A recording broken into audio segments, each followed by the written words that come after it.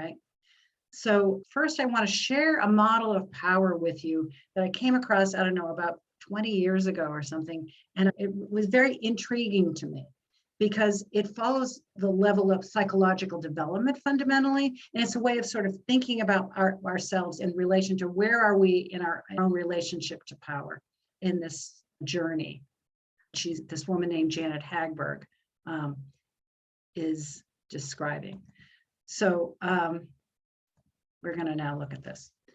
So understand this is talking only about personal power. It's not talking about the power that we have when we come together with other people, like in our community. So this is just looking at you and yourself right now.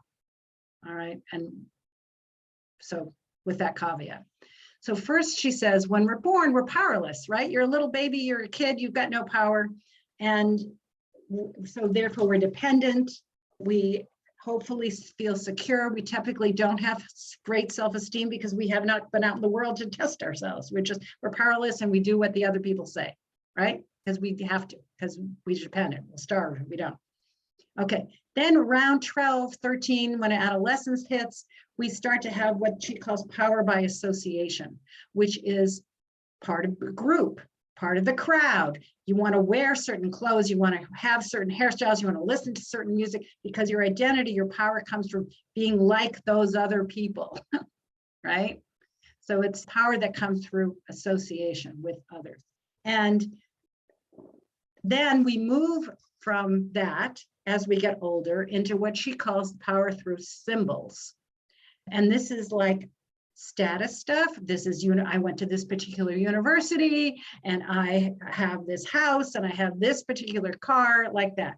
And this is where we develop expertise. We tend to be experts. We get experts through education and we show off that.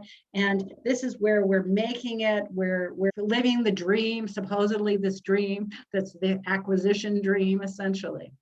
And then again, somewhere probably when we say, quote, midlife crisis, often we describe this next phase as a midlife crisis, is that we reflect, wait a minute, do we really care about those things? Are those really the important things?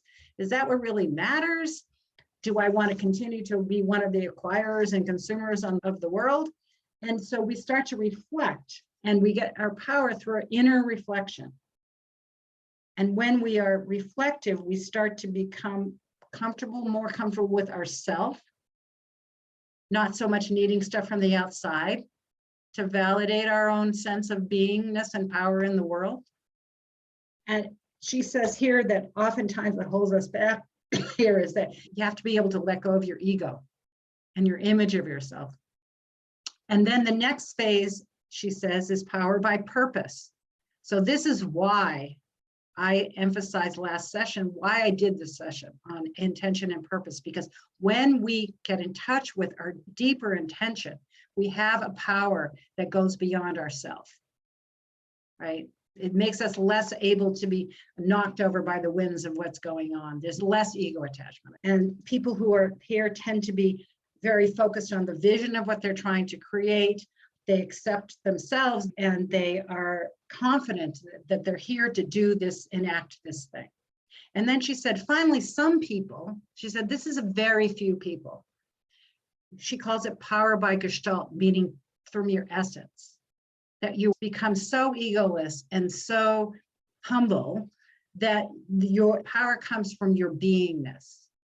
So she said, this is rare. And when we meet people like this, you can feel it. So people often say this about the Dalai Lama, for instance, or somebody yesterday down in the Southern Hemisphere talked about Tara Brach, the meditation teacher, Tara Brach. Her essence just exudes this like, I'm here. And hopefully you'll hear that when I introduce you to Angel later, my teacher, who's going to teach us centering. So I'd like us to start to think about, where am I? Typically, where do I live? Where do I get my power? And how would I like that to be? We're going to have a chance to break out in a minute and we're going to talk about that. But before we do, I want to show two more things. One is to say, what she said was that this isn't permanently you end up in a particular place. When things happen, sometimes we go backward. So, and she said, when you go into a new situation where you feel insecure, go to stage 1 and you have to work your way up through. And I know when I think of myself, it's like meeting new people. Oh no, and then I get really nervous and awkward. And then I go, oh, and then I try to say, who can I stand next to who I already know? Because that'll make me feel better. That's power by association. And then I might say, oh yeah, I went, I'm the such and such for SheEO. Like I'm trying to establish my identity. That's the third thing, until I can work myself back up to where I try to be, which is 5, right?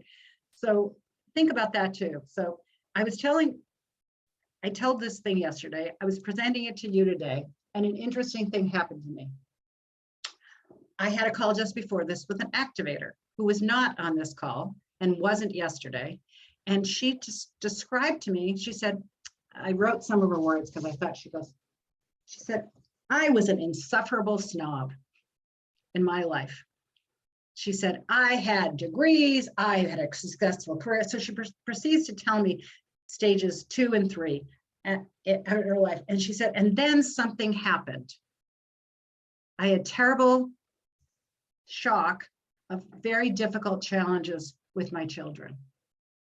And she said, and I had to reflect on what really mattered to me and how I wanted to be in the world. And I had to be able to give up my career and devote myself totally to them, or they were not going to make it. And she said, it was really hard to give up all that status. And it was really, anyway, she described this whole thing. And now she started an organization. And she said, this is my purpose in life. So she literally described these stages, this journey that she'd been on. And I said, thank you so much for saying that, because it really brings to life why I'm presenting this. So if in fact this is interesting to you, there's a reference to the Hagward book. You can look at it, you can read it. She talks about how you move from stage to stage and like that. It's a book called Real Power.